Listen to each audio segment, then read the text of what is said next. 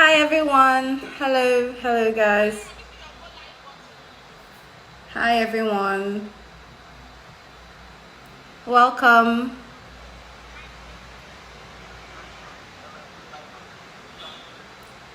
Hi guys. Good evening. Welcome to the Sterling Heart series. Hi everybody.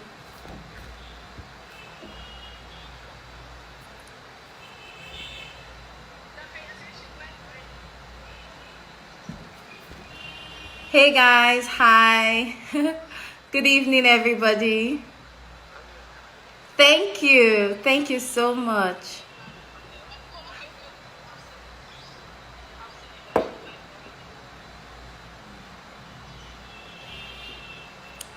Hi guys, good evening. How is it going? Happy Sunday.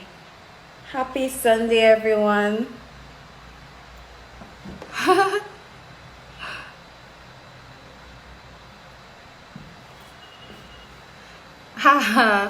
Hi guys, happy Sunday. It's a pleasant Sunday evening here.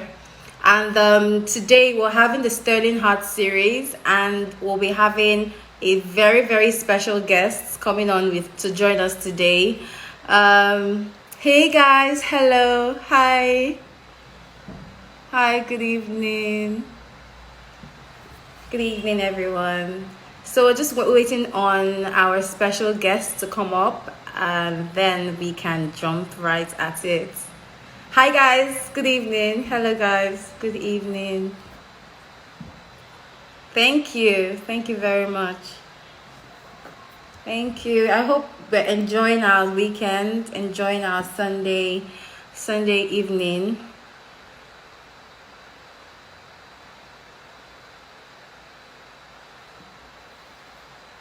Hello. Okay, so today's live session is about we'll be talking about our mental health, and it is one of the Sterling Heart series, and we'll be having a lot of interesting questions to share with our guests. I'm just waiting on our guests to come on so that we can jump right at it. Hi guys, hello.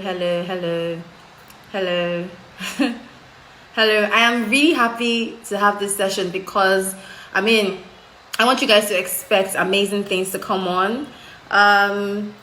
We're going to be talking about mental health in how mental health affects our employees, and how we can adjust and just make it work. Hi, welcome. Hello.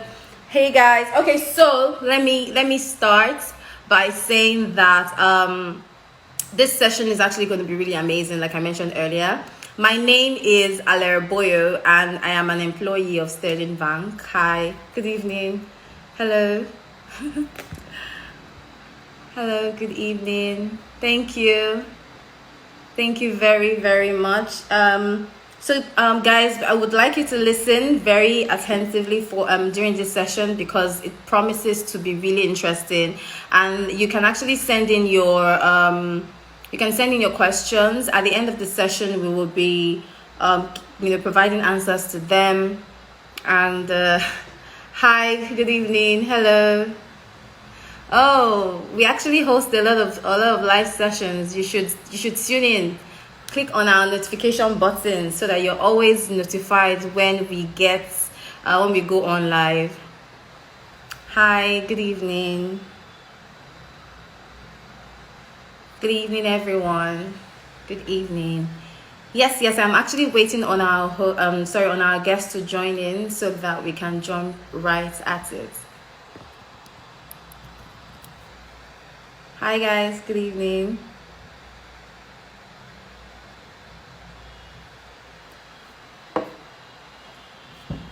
Hello. Yeah. Okay, so basically what you should expect today, you should expect a lot of honest conversations. You should expect we're going to really dive into how the employees of our employees generally are, what we're experiencing in our organizations, and how things can actually be better. So we're waiting on the professional.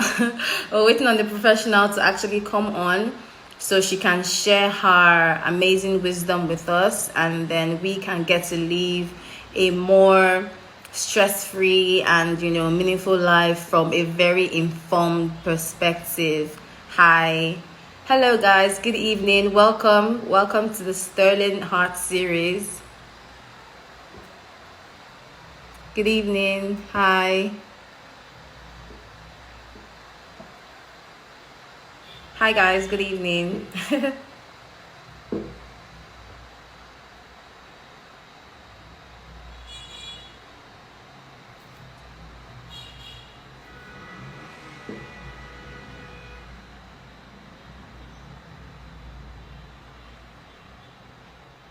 Yes, please invite your friends to join. It's going to be a really interesting session. Invite your friends and your family members to, join the conversation.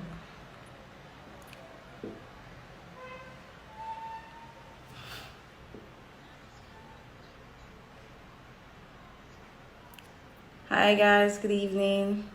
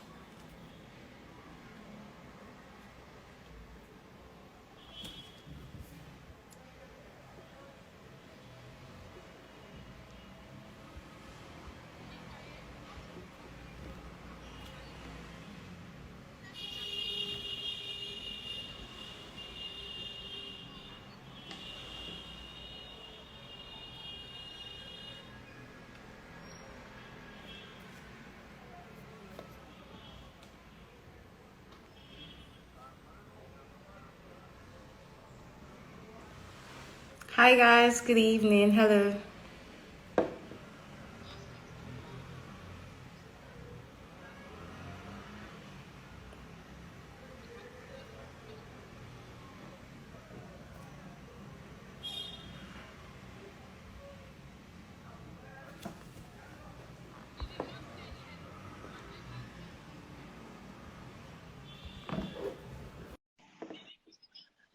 Hi.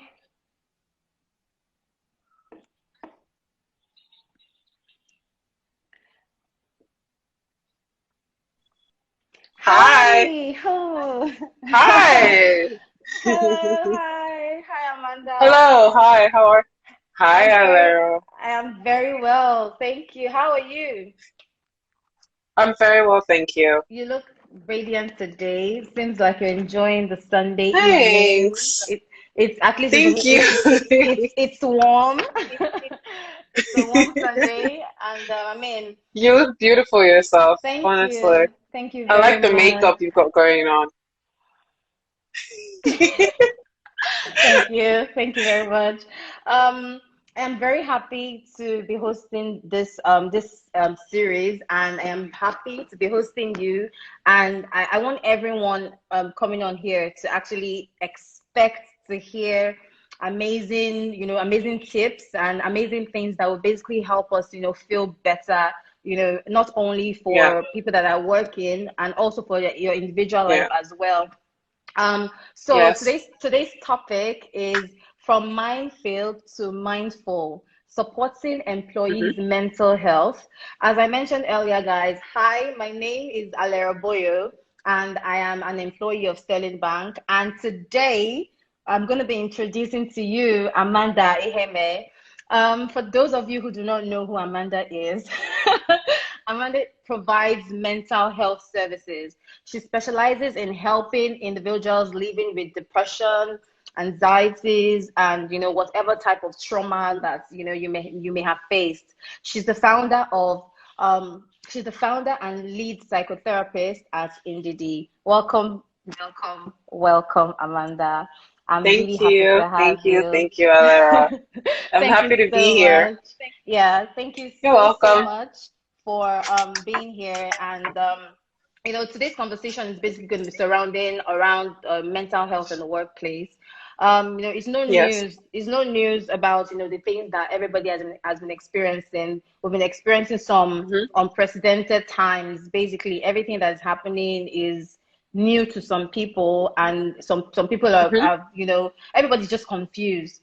Where everybody's going through anxiety, everybody's going through stress, Mm-hmm. everyone is going through a Yeah. certain level of depression, even before the Yeah. pandemic, during the pandemic, and then after the pandemic. After. And Yes. because we are different individuals, we have different upbringings, we have different experiences. It's so surprising how most of the things that we experience are somehow sort of the same in some type of Mm-hmm. ways. And it makes a lot of sense that we reach out and we ask questions, and we create some type of platform whereby people can get to trust and come and have that Yeah. conversation and share. So I'm just gonna jump right at it and then throw, because we have a lot of questions to ask you. And the That's essence fine. of the I'm ready essence to of answer. this the essence of this is to have clarity in everything that we are doing generally. So, Amanda, my first question for Yeah. you today is, why is mental health in the workplace important? Um, it is important because first, when you talk about mental health, you're referring to the mind, right? And pretty much everything your employee does goes through their mind. When you ask them to do something, they have to process it. They need to think about it. So we're thinking about the not just like the thinking faculty, but even the feeling that follows the job. If they don't feel motivated to do what you've asked them to do, they're not going to do it. If they're struggling with something else outside that's taking their attention away, they're not going to give you 100% of their best. So it's if you know that the process at which your staff members, their process from going from I give you a role to completing the task goes through the mind, then you have to make sure that the mind is okay, because that's what helps them process the information. That's what helps them make the decision. That's what helps Yeah. them figure out how am I going to answer the questions that this job is Right. asking me to do.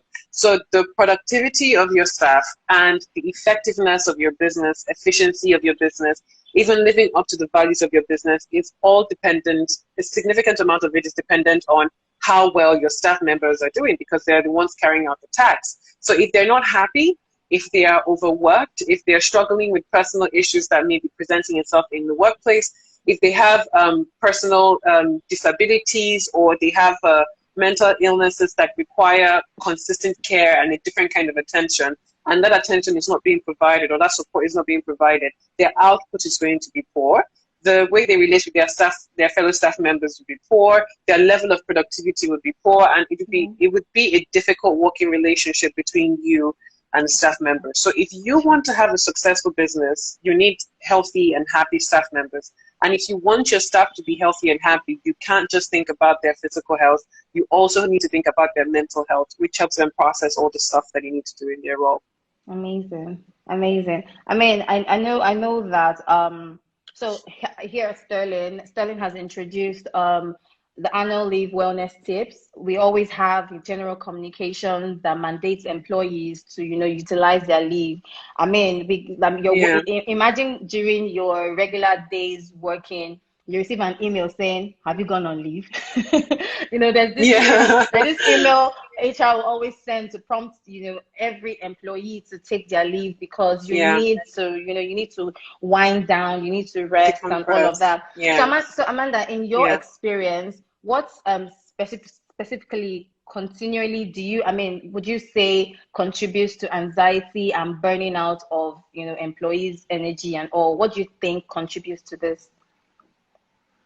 There are many factors, so it's multifactorial. So with burnout, a lot of the things I see with clients who consistently experience burnout, there is increased workload. So the thing that they've been hired for, they're doing that and then three other things. So the workload they have is way much more than what's in their job description. And they're Right. doing so much work, they're not getting paid enough for it. And not even the fact of not being compensated well enough for it, they're also not being supported emotionally. So they probably have like bosses who are abusive, Right. bosses who are not attentive, bosses that are terrible managers. they probably don't get along with their co-workers, and they don't know how to navigate, because not Right. everyone is really good at building interpersonal relationships. And True. some people do struggle with knowing where to draw that boundary between you're my work colleague and you're my friend as well. So Right. because of that, some people just say, I don't want to go in there, I don't want to stay there, no, I'm not going to engage with them. So when your staff member is doing more than what you hired them for, they're not getting paid enough, they're not being appreciated enough, they don't have a good relationship with you, they don't have good channels of communication for when they need help, they themselves can't even recognize burnout, because sometimes it may not even just be the job that's causing them stress. It could be that they're working and they have issues in their personal life. Yes. They're not getting along with their family. There's trouble going on at home. The friendship is not working out, relationship issues, not managing their finances well. And all of that, plus the stress of work, would then cause them to be very much exhausted. So Right. and also when staff members don't feel like they have control over their role, like you have some managers who like micromanage every single thing that you do, that you feel you can't make a move, you can't make a Without them. decision without checking in with them, because they don't fully trust you to do what it is that you're being paid for. Then it's like you feel very stifled, you feel choked, and that makes you frustrated. And when you're frustrated, it can cause you to feel demotivated. So it's really a lot of many different factors that come together that cause burnout in the staff. So yeah. Oh, man, you're actually so correct. I mean, you talked about you mentioned something about boundaries, which I know that is really hard Yeah. to set because when you don't Yeah. have that interpersonal relationship with your boss or your colleagues, it seems like you don't even know when to speak up and the actual time to actually say, you know what, I think I need to go. I mean, but a lot of people are Yeah. basically juggling and just trying to let's just get it right. Let's just fix this. So that's where we need to be educated about mental health and know when to stop and breathe. Which is really Yes. necessary. I mean, so what are the symptoms that people will experience when mental health issues from work begins to surface? Like, what are the things you would want people to the symptoms that people should actually look out for when they actually get into that Yeah. moment? What would you say Yeah. it is? Um, I'd say that number one is, and which is the most significant one, is losing interest in your job. So if Mm, you find that you're not motivated to do work anymore, if you go to work and you just don't want to be there, in the morning when you're waking up, you're just like, oh, I really don't want to be at the office. That's a first sign that right. you're most likely getting burnt out. Then if that feeling is also followed by mood swings where you become very unhappy, and then when you leave the office you're a lot more happier. When you're in the workplace you're very sad. When you think about work it brings in feelings of sadness. Mm, That's another sign that you pay attention for. So then there's forgetfulness. When you start to notice that in your job, little things that you normally wouldn't make mistakes at, it's just you find yourself just making silly mistakes at work, and it's like, even you, your boss is like, why are you making such mistakes? And you're asking yourself, like, I don't even understand why I'm making all these mistakes. Like, mm-hmm. when they're explaining it to you, you're just like, yeah, I can see how I shouldn't have made that mistake. I don't understand why that happened. Yeah. So you find yourself being more forgetful. You find yourself being a bit more careless. You find yourself being a bit more anxious and nervous in the workplace. And then in your own personal life, you may start to experience issues with your appetite where you're not eating enough, Yes. or even gaining way much more weight than you should be. But then the thing is, you're not even trying. It's like I'm not eating a lot, but then I'm still gaining weight. How is that happening? It's not making sense to me. But the thing is that you're so stressed out. And the thing about that situation is like you're not eating the right thing your body needs Mm-hmm. because you're stressed out. And the one thing you're drawn towards whenever you're stressed out is usually comfort food that would Yeah. make you feel better. So you're eating lots of swallow, and you're Yeah. eating lots of meat pie, you're eating Ice pizza, and cream, during birthday cake. time, someone has cake. Exactly. So you notice that your appetite starts to change, your weight starts to fluctuate, and you just consistently have that persistent feeling of sadness, and then a very strong desire to just leave. So Hmm. that's one thing I find very common in the staff people I work with that have a burnout issues is a desire to just want to escape the current reality that they're in. They don't want to be there anymore. They talk about wanting to quit their job. They talk about wanting to move to a different city. They just want to get away. So if you are experiencing any of those symptoms or you're having any of those feelings, chances are that you're burnt out or you're getting to a point of burnout and you need to take a break from work, even if it's a job that you love. Because I also get burnt out from being a therapist as well. So Mm-hmm. even if it's a job you love, it's not so much about the work as much as it is a call for you to take care of yourself. Yeah. Exactly. Because for me, I feel like one of the things we forget is that we are sort of like the work, in the sense that if you're not whole Yeah. in yourself, you won't even be able to give as much productivity as you intend to, because you're willing to do Mm-hmm. all of these things, but you're feeling, I mean, all the symptoms you mentioned, it seems very light, but it's a lot of, I mean, it's something that you need to pay Yes. attention to, because the individual may not even Yes. recognize that, oh, I'm actually going through Mm-hmm. these symptoms. I mean, so I was Mm-hmm. also going to add that, what are the signs of depressions that employees and co-workers can look out for? So anyone, Yeah. in their space, like their own friends or their colleagues, what's that moment that we need to, are those, signs that we need to look out for to say, okay, you know what, this person actually needs help. We need to help this person. So what are those signs that we need Yeah. to look out for amongst our colleagues in our environment? Yeah. With the colleagues that you work with, it can be so difficult to interpret their emotions because people put up a different facade of themselves whenever they are in the workplace. So it's like you can't really tell if that's really who that person is or Yeah. if they are performing.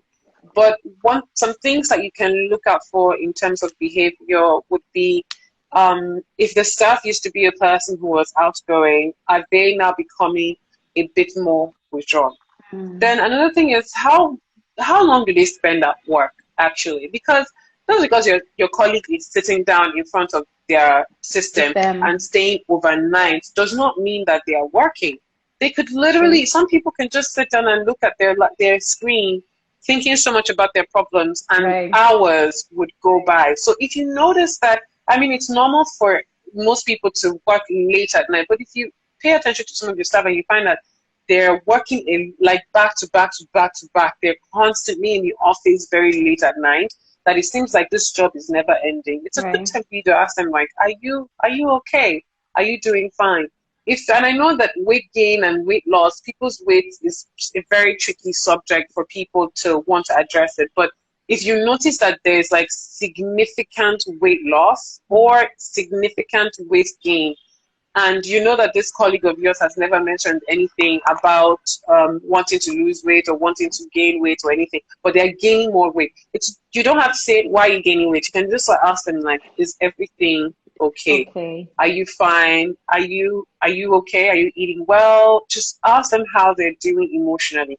Then if you think about how they talk about themselves and how they talk about the people around them, you pay attention to how negative it is. If they're Mm. constantly negative, when they talk about the world, they're like, things are not going to get better. Life is not good for anyone. The best thing to do is to just walk away. I mean, like here during this times in Nigeria, it sounds like a normal thing to say, but there Yeah. are some people who are a lot more miserable than other people are because Mm. it's like the frustration of the country compounded on other problems they already have Right. just makes it worse for them. So think about the way they're talking about their space. Think about how do they talk about the company? How do they Mm. talk about their job? How do they talk about themselves?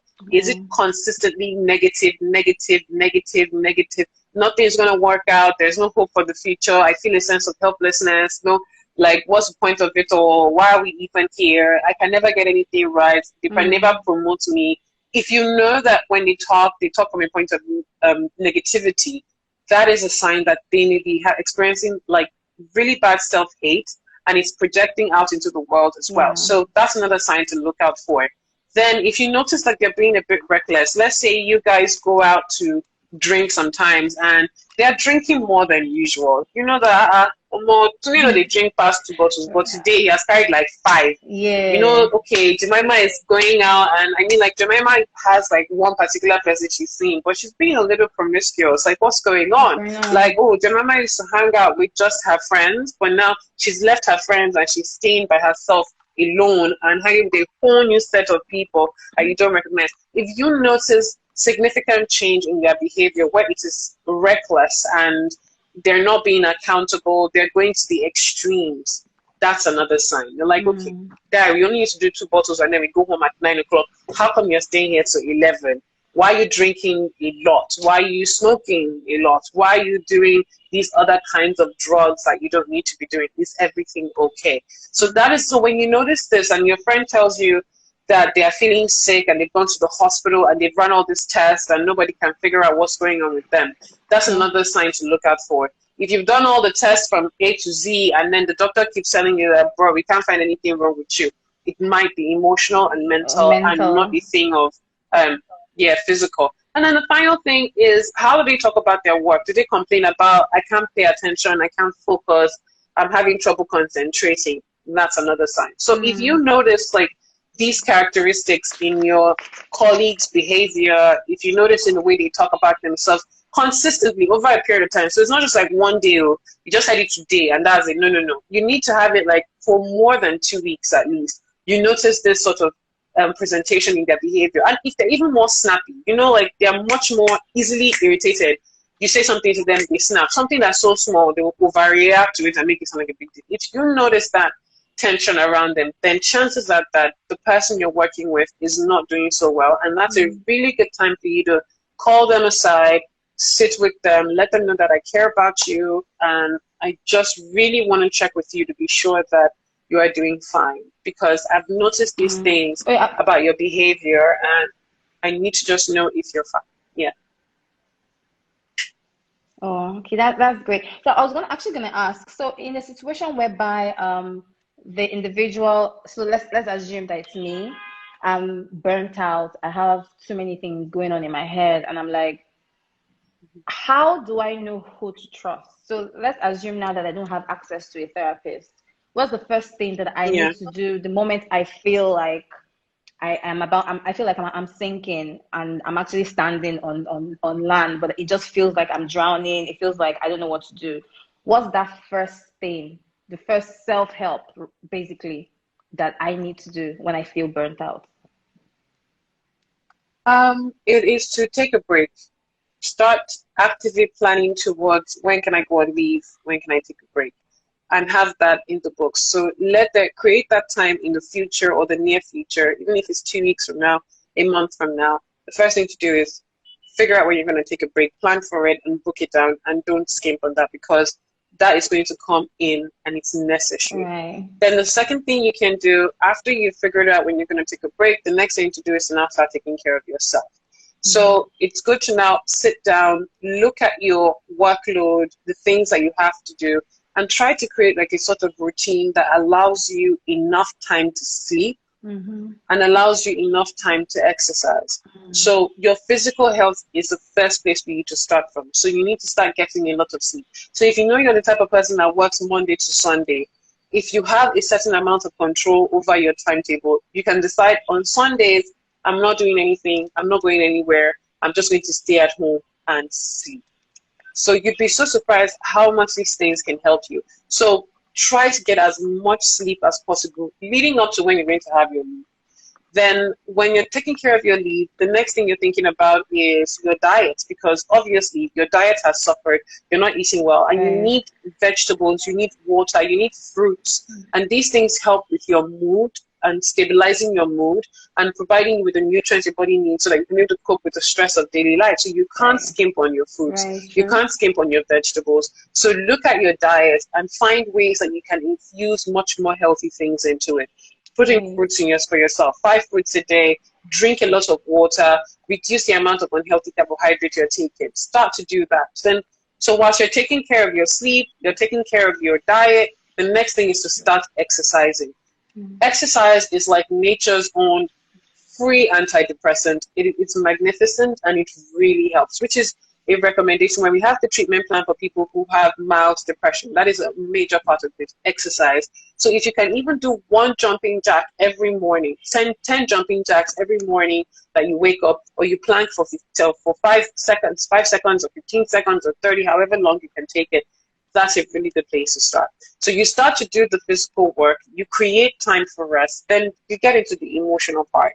So if you don't directly have access to a therapist, look for someone around you that you trust, a friend that you can confide in, maybe a co-worker or a close friend, and start talking about your problems. Because the saying, as cliche as it sounds, a problem shared is a problem half solved. Yes, It true. may sound like, oh, how are you going to solve my problem? But the very act of telling somebody about the burden you're carrying Right. relieves you a bit, because now you're not the only person who has to carry this. Your friend is there to support you. Even if what they are saying is not going to fix your problem or tell you to quit a job, they can give you a hug. And in that moment, Right. that hug can be the most soothing thing that you'll ever receive at that point in time. Just even having that safe place to express how you feel. So you Right. talk to your friends, lean on them for support, let them know what you're struggling with. Don't just try to deal with it all by yourself. Mm. Then in your own private time, you can start something like journaling. So you open up your journal every night before you go to bed. You write out all the things that are frustrating you, that are causing you stress, that are making it difficult for you to cope through the day, the things you hate about your job, the path you want to follow, just like that. So as you're doing this regularly, you're getting closer to the time when you're going to get off work. So when you not get that time, you go off work, you turn off your phone and give yourself that private time to return back to yourself. So, Mm. and during this time, I'd strongly recommend that you start speaking to a counselor, or you join a support group, or you start speaking to a therapist, because it can be very difficult to learn how to set boundaries for ourselves within our own limited knowledge. So there is a need from someone outside to show us the path and be like, oh, try this way, try that way, and see if this would work for you. So That's, yeah, that's what I recommend. that's very, very smart. Thank you so much for that. I mean, at Sterling, You're I very know welcome. at Sterling we do monthly communications and newsletters on wellness. You know, we try to remind our Yeah. staff, so we try to remind everyone, all the employees and staff members, to remember to take their health, mostly their mental health, seriously. I mean, we have the Sterling we have the Sterling Employee Assistant Program, whereby we have monthly reports Nice. based on, so the staff members actually, we've given the staff members an opportunity to actually reach out whenever, whenever they're feeling a certain type of way. We have, a partner that we have organizations rather that we've partnered with, that you have access to make these calls to, I won't really say complain, but if that's how you feel at that point in time, you should express it. And Sterling has actually created that platform for their staff members to experience. Sterling also introduced the mental health assessment, whereby Mm, members of the staff are able to fill out a form, if you're having some challenges, or if there's a relevant intervention that needs to happen, because there's certain times that yeah. some things are happening, like I mentioned earlier, like you are seeing the traits, or you're seeing there's something going on with this person, and you Mm-hmm. don't want to, we Nigerians, we know how to mind our business sometimes, mostly when it comes to, oh, I don't want this person to talk to me in a rude way, or I don't want it to look like I'm not minding my business. However, in things like this, Sterling has actually developed a way that anybody around you, for instance, as an employee, if I notice a member of my team acting a certain type of way, I can urge the person to actually go through our Sterling employee assistant program, in order for the person to actually go through that Mm, process, experience it the right way and seek help. You know, based on yeah. fear of stigmatization, because a lot of people have these experiences, but they don't want to talk about it, because they feel like, oh, if I Yeah. tell anybody, they will think I'm a not case, they'll think I'm crazy, Yeah. or whatnot. You know, because of this stigmatization, a lot of people don't speak up or speak out. Mm-hmm. So Amanda, what would Yeah. be your what can employees actually do to encourage the conversation on stress, to encourage the conversation on mental health? What would that conversation, how would you encourage that conversation to actually start? Um, just like what we're doing now, going on an Instagram live and inviting a professional to talk about it.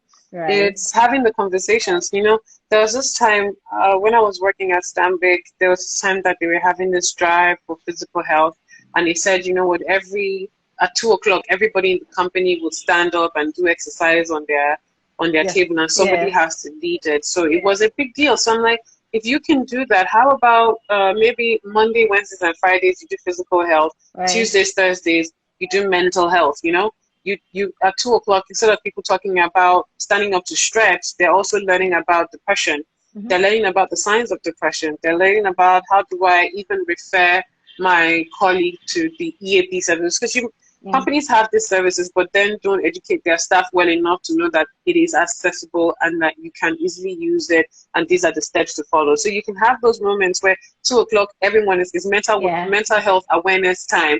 So Right. we're all just going to talk, someone in your company is going to lead something on mental health, taking care of yourself, how to be good. If your department can, they can invite a professional to talk to you for 15 minutes just to help you out. So if you keep talking about it, that's the thing. If you keep talking about it, if your company keeps sharing newsletters about it, if everyone, so if people come out and say, oh yeah, I see a therapist, oh yeah, I go to a counselor, oh yeah, I've been through the EAP service in the company and it was actually very helpful. Yeah, I've referred someone. If you keep talking about it, people are going to be like, oh, okay, that's fine. Because a lot of the things that people hush hush around is because they don't know that somebody else already knows. So they're like trying to pretend like, oh, now only me know, it's only me. Let's not talk about it. It's not Right. acceptable. It's not welcome. But the moment you encourage the conversation, make it a part of your staff and policy, like I said, 2 o'clock, Yes. everyone stands up, and then have people open up, even especially the higher ups. So instead of waiting for people at the lower level to talk about their mental health issues, so, the managers,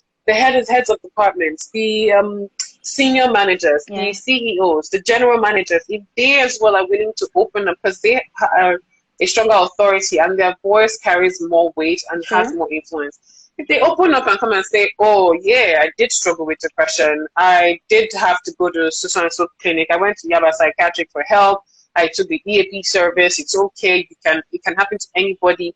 People are going to open up more. They're going to Mm. open up and want to talk about it a bit more. So, yeah. Yeah, I completely agree with you because I've had experiences where my supervisors or my bosses are more Yeah. so for instance from where the department that I was back then, once it's 12 o'clock, any member of the team, it doesn't have to be the head of the department or anybody, any member of the team will just come and drum on the table, it's time, and then Yeah. 12 o'clock, we just have to, maybe they'll be playing music in the background, and it's just for us to stretch. And that 5 minutes Yeah. of stretching basically relieves a certain type of stress. Because there's sometimes you're working and you won't realize that you've been sitting in one place for 4 hours, and then you're like, oh my god, Yeah. I actually need to stretch. And so that really helps. Yeah. And the fact that we have leaders that are passing this information or this knowledge down to the people that work with them so that they understand how important it is to distress, how important it is to speak up, and how important it is to Mm-hmm. try to fix it. Because what the first step is identifying that you're going through something, because it's not just Yes. identifying it and actually be willing to seek for help. Because Yeah. we don't know, the way they tell you that your brain is like an elastic, you don't know what would make it snap, right? So we need to be Exactly. so conscious. I mean, it's something that I'm so happy that we have to, I mean, I'm so happy that right now we're normalizing mental health, which is something we should have started doing right from day one. Like, make everybody understand that it's Mm-hmm. okay for you to feel sad, it's okay for you to feel a certain sense of depression. What's really important is, don't wallow in that Yes. moment, at that time for too long. Just pick yourself up and Yeah. move on from it quickly. So something else I was Yes. actually going to talk about, mental health webinars are targeted at addressing societal and environmental issues that may affect employees' mental health, such as addiction Mm-hmm. at the workplace. um, Yeah. how do we try to curtail it, in the sense that we're able to not let it go beyond normal? Because yes, we hang out a lot, like you mentioned earlier.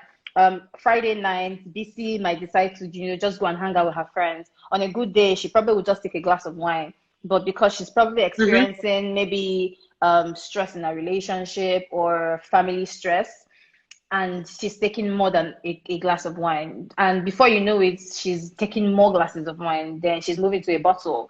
And from a distance, we, as judgmental as we most of the time we get, we don't know that this person is going through something and person is actually crying for help.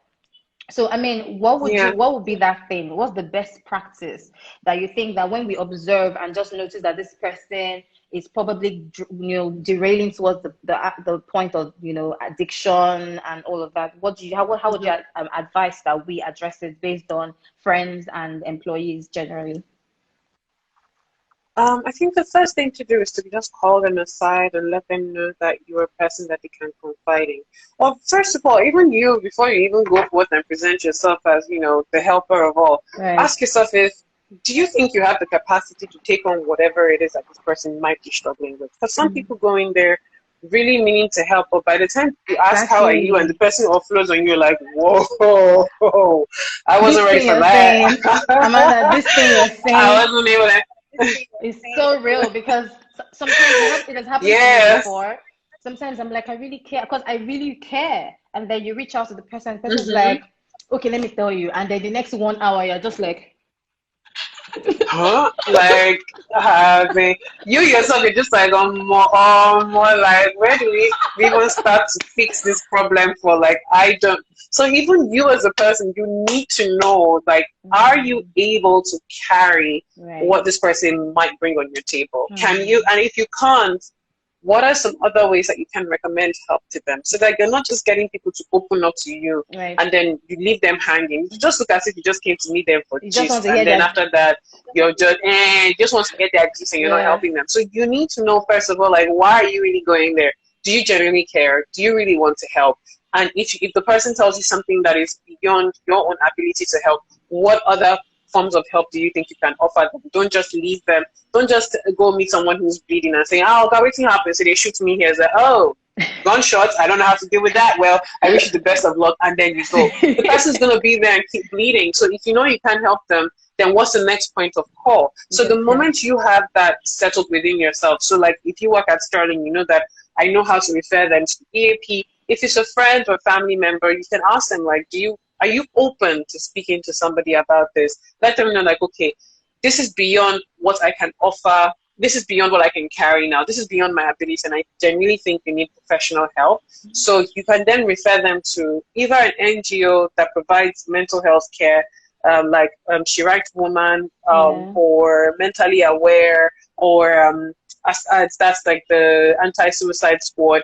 They have listeners and they offer free care. So do they want to speak to a professional, or would they prefer to have a private therapy session? That's when you can then refer them to me or other therapists, and maybe even go to Yaba Psychiatric. There's nothing wrong with going to Yaba Psychiatric for help. There are amazing doctors there that can provide you with proper care. So it's knowing that, okay, do I have these steps of care? Can I offer it to them? And offering it to them when you go to meet them and talk to them.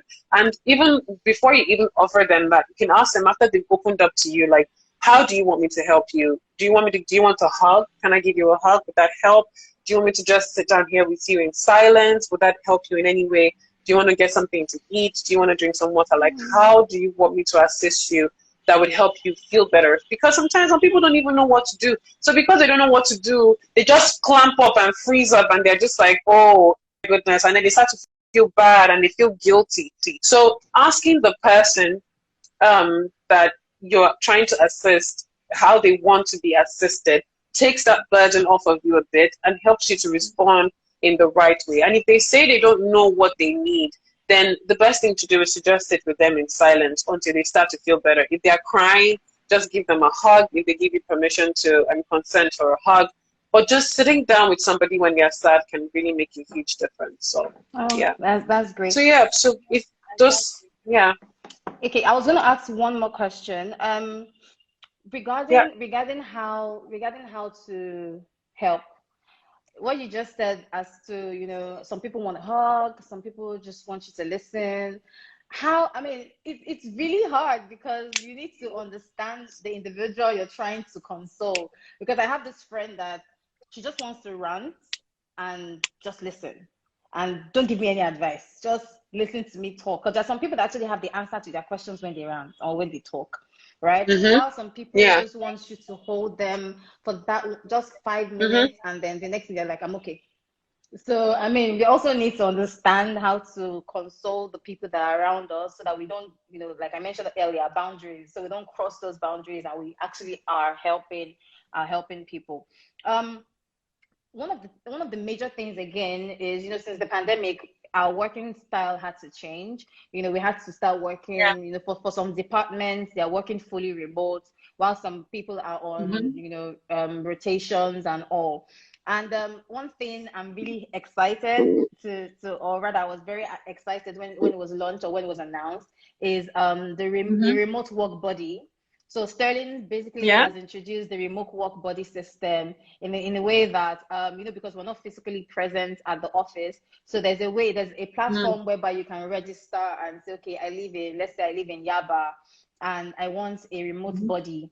And a remote body can be, someone who doesn't mind coming to work in the same space with you, or someone who probably, checks Oh. up on you, just ensuring that you're actually enjoying your work experience. Because, like you said, we burn out more than we can even Mm. imagine. And then, the fact that we're not getting to see each other the work style we're used to is wake up in the morning, enter Lagos traffic or Mm-hmm. enter any traffic, get to the office, Yeah. get your things done. You see everybody, you give high five to Amanda, you give high five to Bofa or high five to V, and then you're like, oh man, I'm seeing my guys. But now I'm just here with my laptop and my By internet myself. and Yes. just by Yes. myself. So I mean, it can drive someone crazy. And when Sterling introduced that, Mm-hmm. I was happy. I was super excited because I'm like, okay, I'm not working alone, and then I have someone who can check up on me. And it's not just anybody. They'll basically choose somebody based on your interests, so that, I mean, you have somebody that Yeah. you can enjoy your working experience with, in general. Also, there are some individuals That's that, actually really good. yeah, there's some individuals as well that have, we're talking about personal life, how, what you're going through at home may affect your work life. Amanda, this thing is so scary. How come? Okay, so I spent 8 hours at work, right? And I close from work and I'm back home. There's some people that are looking forward to going back to the office the next day, because to them it seems like being at work is the most comfortable place for them to run away from their problem, to run away from whatever it is they're going through. That's why, if you notice, there's some people that stay late at work. It's not because they are doing the work. They finish their work since 4 o'clock or 3 o'clock or 5 o'clock, but because they are scared or they are worried about, maybe they have marital Going issues, home. or they have, I mean, there was an employee, I think it was about 2 years ago, that's a friend, and his own worry was that he had elders in his house, like his dad was aged, and he had to take care of him and all of that. And those type of things used to make him feel like, oh my God, how do I cope? Because Yeah. what we're generally used to is, healthcare for, the HMO you register for is the HMO that can take care of you, your wife, and your children if you're married. But I Mm-hmm. mean, Sterling has introduced the elder care, that he's relieving this staff, in the sense that he doesn't have to worry about taking care of his aged parents anymore, because now there's a system in the organization that takes care of that. So that already is just helping him ease that stress completely. You understand? So, what are the things that you Yeah. think organizations can actually, create? What are the things that organizations can create to encourage mental health in the company generally, that can actually help people? So, what are the things that you think they can create? I think that they can also have like in-house support groups for their staff members where Mm, maybe after work you guys can meet together for if you're struggling with this or struggling with that, you can show up together and it can even be virtual. And some people may want to be anonymous. They right. don't want people to know that they are the ones that are there. So you can create a platform where you can join a meeting virtually, have a virtual name, and show up and speak to a counselor that's going to host a support group where you can share the challenges you're having in your personal life, in your own life. So, just creating like that in-house access to care. I do work with some companies as well that also provide on-site therapy for their staff. So it's as easy as I'm going through something. There's a therapist that comes in once a week. You can just go in there, book a session, and get help. So it just eases the problem, takes away the fear of, oh, is this the right person? Are they professional enough? Where can I get recommended to? And even the thing about paying money for it. So it's like, okay, we don't have to pay anymore. Just all you have to do is just walk into the company and then we'll provide it for you. And I think that the initiative that Sterling already has, those are actually very good things. The remote work buddy and then also the elder care. I never heard of any company doing them. I think that's very innovative and quite impressive of Sterling to be that attentive to their staff's well-being. It's very impressive, especially in this country. So it's beautiful to know that you guys are invested in your staff care. So just little things like that, support groups, in-house therapists, and then regular newsletters, that and newsletters that not just say, oh, take care of your mental health, but provide you with like practical steps of relatable incidents or events that are going on in a person's personal life. Like how to communicate better in your romantic relationship, how to behavioral management listen to you without you dissing them. Because when you hit your kids, so little things like that, just very good to do. How do you do this? How do you do that? These little informations in a newsletter that's practical, you can share it out to the company. So some of these initiatives, as little as they may seem, make a huge difference in the well-being of your staff and how they feel as well. And I think that also consistently reviewing your work policies to know if, okay, are there certain policies about work that don't allow our staff that freedom to express themselves or to even be taken care of properly? Are there things that we expect of them? Should we make work time a bit more flexible? Should we give them a bit more control in this aspect? Are there other benefits that we can add to the work that they're doing and the pay that they're getting that make the experience of working a lot better for them? So you can review your staff policy maybe once every 3 years, maybe once every quarter, depending on how big your company is, just to know if there are things that your staff members need that we can help them. And then when you think about some of the things that make people really stressed out at work, may not even be personal life. It could be the relationship in the office. So like, your managers may not be emotionally intelligent. Like the one thing I know that people complain about consistently, abusive, controlling managers.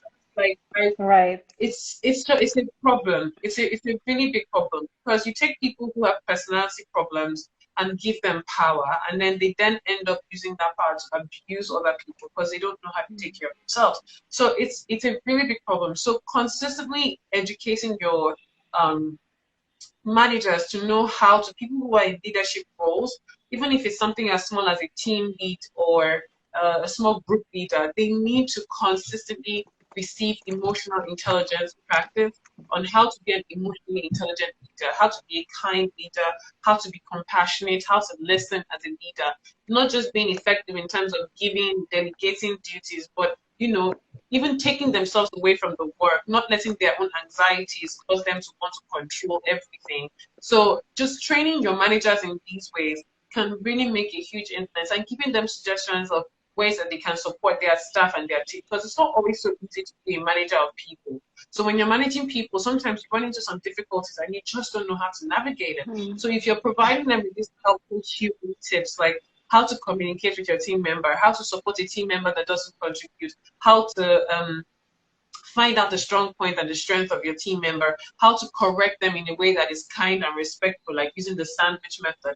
All of these things can help to improve the well-being of your staff. So yeah, those are some suggestions that I have. Sorry, you mentioned how to be kind and respectful using the sandwich method. Please tell us.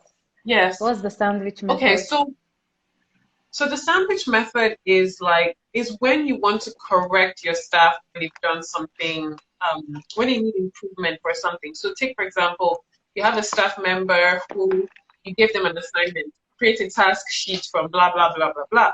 So do it A, B, C, D. But then the staff comes and does it A, C, D, A and brings it back to you. Of course, you're going to be upset. Now, straight off the bat, some managers were just used to, we just start shouting at you. Why would you make such a mistake? Something as simple as this. What kind of mistake is this? I don't appreciate. Or they would go on an email and they wouldn't shout, but then they would just send you shade via the email and just be like, sometimes thank you so much for the work time, but then we don't appreciate the way you blah, blah, blah, blah. And it clearly is showing disrespect to you. So the sandwich method is a bit nicer in that you first of all start with something positive, then something negative, and then something positive. So you positive, the criticism, and then something you end with something positive. So you start first of all with A for effort, well done on doing this. So you identify what the strong points are. And for me, with my team members, the first thing I always tell them is A for effort. I'm glad that you even made an attempt in the first place. So Right. that's really good. But then the areas, these are some of the areas that I think would need correction or better adjustment. And these are some suggestions on ways you can go about it.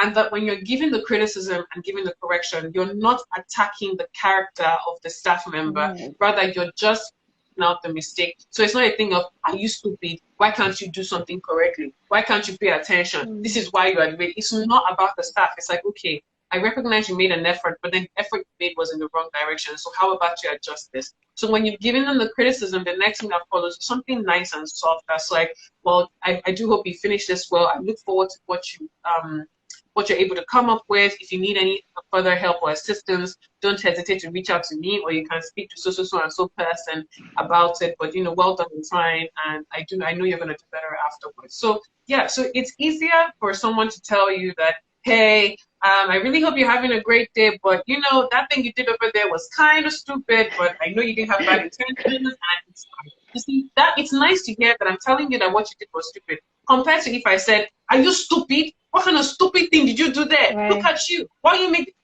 different ways of receiving messages? So when managers know how to give staff criticism in a way that is constructive and not destructive, it makes them feel safer, even to make mistakes. And I tell my staff members, don't be afraid to make the mistake. Like, make the mistake. It's okay. If you make the mistake, number one, it means you're trying, and number two, you're learning that this is not the way to do it. But if you don't know how to do it at all, then you're not growing. So it's okay to make a mistake. Whatever mistake you made, make it corrected. The problem is if after correcting, you keep on making the same mistake over and over, then we know that there's probably a deeper problem, and that work you're doing that you're making is just a surface of it. But creating that space where your staff don't feel, where your team members don't feel afraid to make mistakes and have errors is a healthy environment, because then you can constructively guide them to a better way of doing their job, and the workplace doesn't feel hostile, and you don't come across as not being approachable as a leader. Yeah, thank you so much. I mean, everything you talked about right now, the major thing that keeps, coming to my head is still vulnerability, because we are, most of when it comes to workplace, everybody, has this guard that is like, Yeah. I don't want you to know my business, you're not my family. I mean, including the supervisors and the employees. Yeah. Everybody is guarded. Everybody is trying to protect their image or their feelings, and So what's that point, that moment that you feel like, see, I have to just throw in the towel, and I have to just ask for help? Because I know a lot of supervisors don't want to be vulnerable. Meanwhile, they are going through. So let me give an example. I mean, there was this friend that told me about his boss that lost his family in a fire or something, and everybody at work, everybody just starts to like, are you okay? When you resume work, when there's a tragedy rather, you come to the office, everybody will be, everybody will be looking at you like, oh my God, this person is so fragile because of what he or she has been through. But because of that type of experience, a lot of people that have been through those type of trauma, they don't want to be vulnerable. And you can never know when that person is actually experiencing such pain, or when that person is going through. So what's that moment that you think that either as a supervisor or as an employee, that you just have to throw in the towel and say, this is my God, I'm putting on. I need to, because I know vulnerability basically helps us in feeling better. Vulnerability is the first step we take to feel better. However, we are guarded. Even me, I'm guarded as well to certain things. So what would you advise, everybody, including the employees, including the decision maker in the organizations? What would you say about vulnerability, and how would you advise that we all generally actually have to, allow it happen? How do you advise we do that?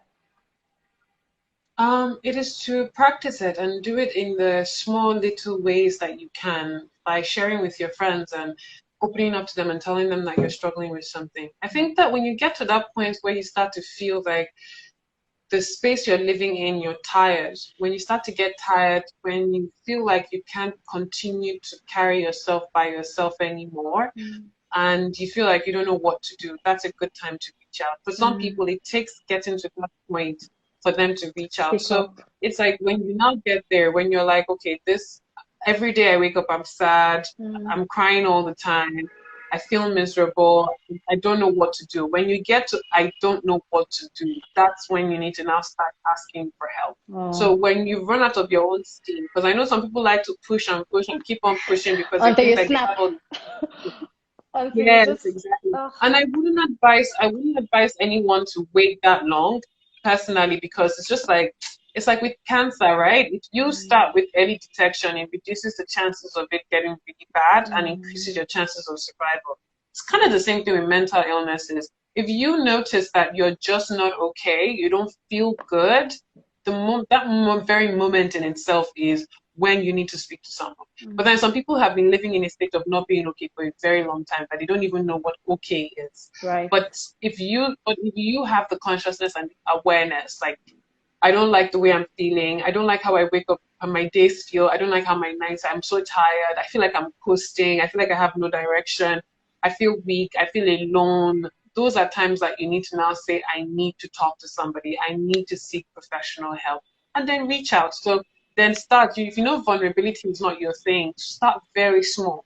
You can even start with just being vulnerable with yourself, first of all. Some people can be vulnerable with other people, but don't even know how to open up to themselves about the things True.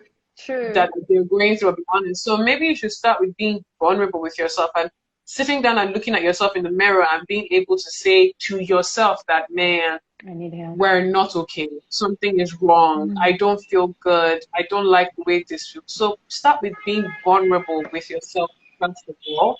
And then you can then start to be vulnerable with your close, trusted friends, family members, before you then start widening the net of people that you can share with. But open up. The only way to know how to be vulnerable is to be vulnerable. There is no shortcut, there is no medicine, there is nothing you can do. It's just to do Open the work. up. Oh my That's goodness. I am so, I'm in fact I'm just looking at the time and I'm like, oh my god, I wish we had longer to discuss because I know that this topic is never ending. There's always, different dimensions to it. I want to say thank you very You're much welcome. for honoring our invitation, and I feel really honored to Thank you for have been the having host me. of this Sterling series. And thank you everybody for joining in. Let's try as much as we can to take care of ourselves. Let's try as much as we can to ensure that as we take care of our body, our mind is as Mm-hmm. important. I mean, the way you make sure you eat your food, the way you make sure you exercise, your brain is Yeah. one of the most special organs in your body, and you have to take it seriously. I mean, Amanda has really given us a lot of tips, and I'm hoping that we all have taken it in, and hopefully we would speak up and speak out and try as much as we can to be better. Hopefully by in the nearest future we would have more organizations supporting employees health, employees mental health in Yeah. general. Thank you Yeah. so Yeah. much once again for joining in. We Thank really do you for having appreciate me. you. Thank Thank you. you. Thank you so much. So Thank we'll you. get to see you some other Bye. time. Bye.